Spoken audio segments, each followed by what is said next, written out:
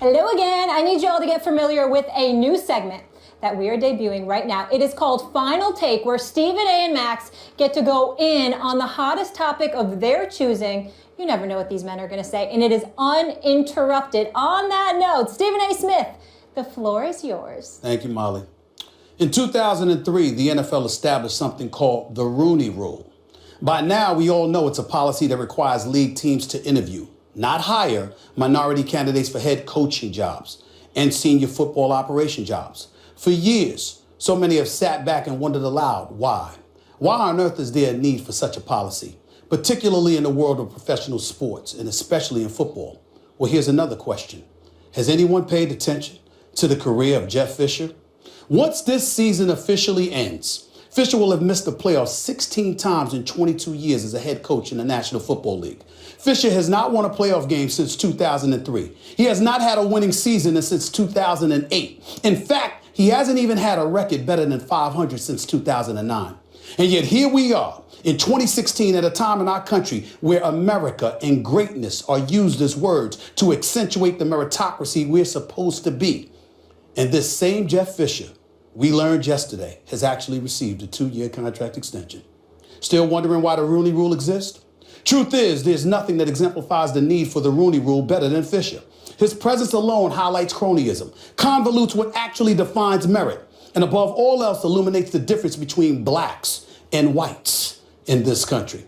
Following an 11-5 record and a trip to the playoffs 2 years ago, Jim Caldwell went 7-9 in Detroit last year and still felt a hot seat coming this season.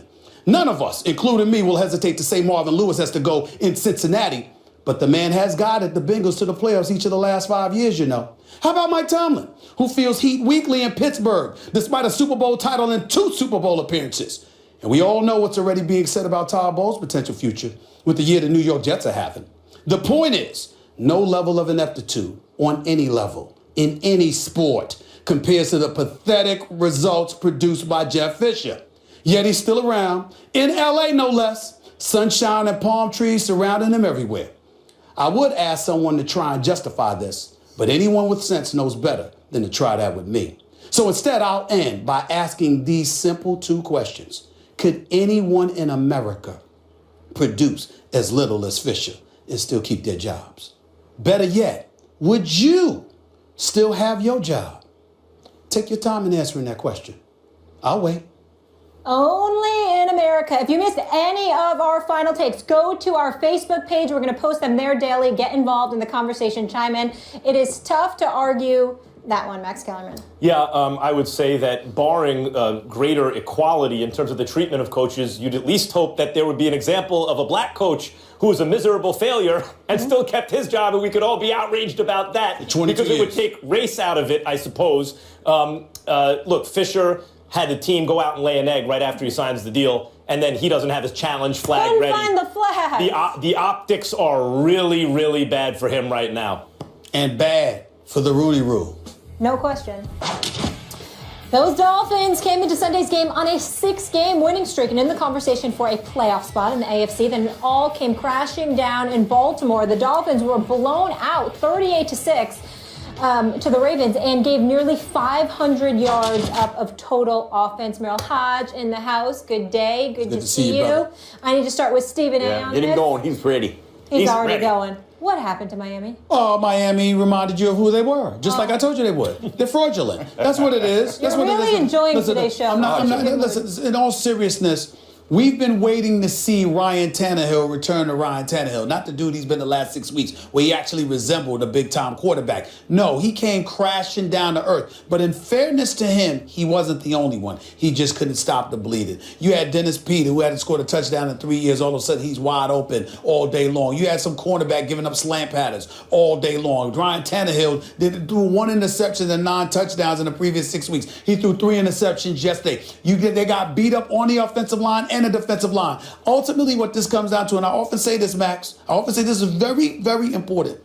the power of South Beach is very, very detrimental to something. Well, now, I know it's all closer to Fort Lauderdale, but the point is they can get to South Beach. It's a distraction sometimes. But I have a different take than that. They were playing at Baltimore. What did they do during the week? They won in Baltimore all week. Okay, but they've been on a roll. And what this says to me, Merrill, they got comfortable. Is the Dolphins are moving in the right direction. Tannehill has surprised me. He played much better. I thought I would be done with him if I were them already. But okay, he actually, I thought, played well. To my eyes, he played well. And the Dolphins were on a roll. What happens when it starts to really be meaningful because you put yourself in a good position and you go on the road and get punched in the mouth early? How do you respond?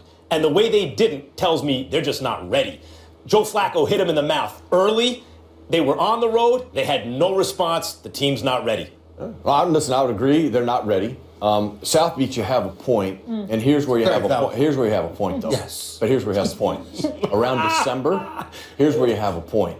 The people up north can't wait to get down to South Beach and Miami. It is no longer a home field advantage in December, where, like Pittsburgh, Baltimore, all those Northeast teams in December, that is a major advantage for them. It is not for the Miami Dolphins when you roll down into their territory. Now, I'm going to give you a chance to pick one name for the Miami Dolphins that's been the most talked about player other than Tannehill. Jay. Right, okay. There's where the problem fell. People think because I played running back that I harp on a factor back. I believe in the fact because I played it. And it's part of it. But I understand the importance of it. You know, I played for Chuck Noll. I played for Bill Cowher. I played in Chicago with Dave Wanstead. I've studied this game for over 30 years, and there is one phase of a team that permeates on both sides of the ball, and that's running the football. When you do that, you said your eye told you Tannehill played better. He actually did, because they controlled, they dictated, they made it easy for him, and he made some spectacular throws. He did some complementary things to that running game. We roll up to the Ravens, best run defense in football. All you have to do is watch them against Dallas. I mean, unless Dallas can move some people around them, they were struggling running the football. You felt with that offensive line problems, that was going to be a problem. Well, once that pyramid tips, it's over. And it's over for both sides of the ball. To your point, are they there? No. You got to be able to go up into Baltimore in the Northeast in the wintertime and beat people like that, beat Dallas like that. And until you get to that level, no. But they have made improvements. Understand something. On this, I would consider myself pretty close to an expert. Oh. You must understand. Oh, here we go. That when you are winning and you're in South Beach, even though you have to go to Baltimore on a Friday, Saturday, that's Monday, Tuesday, Wednesday, and Thursday. You're living large. You understand what I'm trying to say? There are distractions. Now, There's a reason the Dolphins never win the Super Bowl. Now, last time I checked my hunch, we talk about football. We talk about dedication. We talk about it being 24/7. We talk about no days off, even if you're not working out physically. You're constantly working out mentally. You don't take days off. Except for when you're in South Beach. I mean, it just happened. I mean, no one saw this. What I did, because the 6-game winning streak, the way they were balling, everybody talking about them, they're feeling themselves, they're relevant for the first time in a long time. And on top of it all, you're in South Beach. Yeah, while they're on an episode of Ballers. You're really between Miami and Fort Lauderdale. But South Beach is it's 25 minutes, maybe 26. I mean, it's 25, 26 minutes away. Okay, so this is the point that I'm trying to tell you. That's what happened. That's what happened. Okay. But what bothered me about them, the reason I said they're not ready, because sometimes all those terrible sports cliches that a lot of times don't apply in like basketball or baseball, in a full contact sport, they do apply, right? So how do you respond to adversity? You know, how does the adrenaline on the line work? You know, how can you get up for these big moments? Can you come back? And it's not so much that they lost. It's the fact that they had no response when they got knocked down early and had no response and just got dominated. Well, now we don't know if they don't have a response, because actually this can happen where you just there's Bad nothing game. going right. Their response could be that, listen, this would be a great learning opportunity. You're Gase, you go in there and go, hey guys, listen, to both of your point, we are not there. We still have another step to go. Now, how do we respond the rest of the year? That's where people are going to watch us. That's how we're going to see what kind of team we are. How do we finish? Yep. All right. And I will never argue sunscreen in December, bro. I'm not going to do that. Oh, you said sunscreen. Miami. I said South Beach. Miami, sexy In little South city. Beach, baby. Swipe Because them you're not up. wearing it in Buffalo. So you're saying there's options You down can get there. All sunscreen right. in a lot of places, not After the South Beach. break. The best record in the NFL over the last 22 regular season games belongs to the Kansas City Chiefs, who are 19-3. The Chiefs rallied to defeat the Falcons after Eric Berry intercepted Matt Ryan's two-point conversion attempt for the game winner. Stephen A., is it time to call the Chiefs the best team, the best, It might be. in the AFC? It might be. I've been talking about the Oakland Raiders for some time because that offense is high-powered. Don't go out too much on a limb there. It might be. Well, it might be. I can do that. I can afford to do that. You see what I'm saying? Here's the deal. Kansas City is both sides of the field. What I'm seeing from them is a complete team. Somehow, some way, they play solid on both sides of the football. But here's the biggest element. They don't beat themselves. They make you beat them. There are times when you can legitimately argue that the Raiders put you in a position to beat them because they beat themselves with some of their mistakes. You can say the same thing about the Steelers. You can say the same thing about the Ravens. You can say the same thing about the Broncos. You can say, of course, you can say anything about anybody in the AFC South. All right? To a lesser degree about New England, of course. Kansas City is right there. I could never pick Alex Smith over Tom Brady on his best day. I just can't do it. But I am paying attention to the Kansas City Chiefs. And right now, they appear to be the most complete team. I would say yes. That doesn't mean that'll be the case at the end of the season. But right now, it may be yes. Yeah, it is yes right now. And the reason more people aren't saying yes is because they lack sex appeal, right? They don't have that stud quarterback that makes you like Derek Carr, the X factor. There's no X factor, at least on offense, at least under center on the team. And so people are hesitant to do it. But you know what I see as the X factor is Andy Reid. I mean, Andy Reid is like Marty Schottenheimer plus. You know, a lot of criticism about Andy Reid when you got him. Oh, where are the Super Bowls? And then you don't got him. And Right. How you doing, Philadelphia? Right. I mean, when he took over Kansas City, that was a bum squad, bums. And in 1 year, they got 11 wins. And they, 9 wins, 11 wins. I mean, wherever he go. And then Andy Reid teams also advance in the playoffs. So that's what, they don't have the guy at quarterback that makes people want to pick them. They're not the sexy pick, but it's an Andy Reid team. It's extremely well coached, both sides of the ball. And at this moment, they are the best team in the conference. When you watch the games of the Kansas City Chiefs, because we talked about Oakland, they win games very much like Oakland. I mean, you think back to the San Diego Chargers in week 1, you go Carolina Panthers.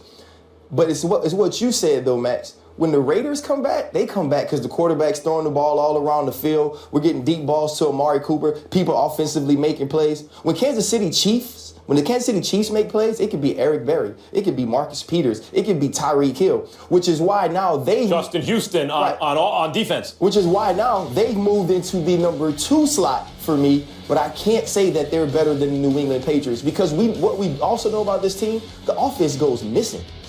You think back to early on in the season, the games against the Texans, games against the Steelers. This offense sometimes puts this team in places where they can't come back, where Eric Berry and Marcus Peters and Justin Houston can't make the plays to get the Now game it's won. working. Yeah, it's all Swinging it down the special, field. special teams, right. defense. And so what makes me nervous is when you get into the playoffs, if a game gets down to Alex Smith and this offense versus a Derek Carr and the Oakland Raiders versus a New England Patriots and Tom Brady, it scares me that they won't have the firepower to pull those games out. But for what they've done as a total team throughout this season, I think they show us on Thursday night that they're the best team in the AFC West and can compete with the Not New only England that, they Patriots. force turnovers better than anybody. I mean, they're number 1 in the league now. Now they're 28th in yards allowed. They're 27th against the rush. And somebody should be able to exploit that. But somehow, some way, they make plays and they make you make mistakes better than anybody in football right now. That's why you got to watch out for them. You talk And they about- smacked around the Raiders. I brought up Houston because on that side of the ball, how many guys are better at rushing the passer in the NFL? We saw that in prime time. In First the game back NFL, against Denver. right? Even when you account for all the games he's missed, the only guy has more sacks than him over that time period, over his career, it's J.J. Watt and Von Miller. And it's not that many more, and the dudes missed 10, 11 games more than those guys. They have weapons on both sides of the ball, but they missed the stud quarterback. This Thursday, when they go up against the Raiders at Arrowhead Stadium, That ain't about them. No matter what happens with Kansas City, they already smacked the Raiders around once. This game is going to tell us a lot about the Raiders. No You're undefeated, you know, you winning games on the road or whatever. We about to find out about Don't want to you. get rid of Thursday Night Football? And Arrowhead is so tough. Here's the as well. toughest thing. That's a terrible place to play a football game. All right. When we were as good as we were, when we were winning Super Bowls, we were going 12-4, and 12 wins seemed like for sure coming into many seasons, we would go down to Kansas City and get our butts whipped. Why is it? Because it's so loud? I don't know if it's loud, if the red is ugly. I don't know if the fans are too close. That team is different there. That defense has always been different there. And you talk to many people, when you smell that barbecue, when you're pulling up into the parking lot, you know you're in for a long day. It's intimidating. And so this is going to be exciting for me because that offense, Oakland's offense has to go in there and make plays. And I think Kansas City shows that they're the cream of the crop in the AFC West on Thursday. We shall see. It's going to be good. Ryan, thank you so much for being with us. Thank We you, will see you guys. on NFL Live. I can't wait for this last take. What is it? Last take? Final take. Oh, man. Please tweet us after #Final Take. We want your commentary. Final take. Listen, I will And you started off, right? I will allow you to critique me. I'll be doing most of them, but my man here is going to do some as well. But you know what? I will allow you to critique me. I usually don't, but I Okay. will allow you to critique me on this one. We got to talk about it on the radio show. Oh, Lord. All right.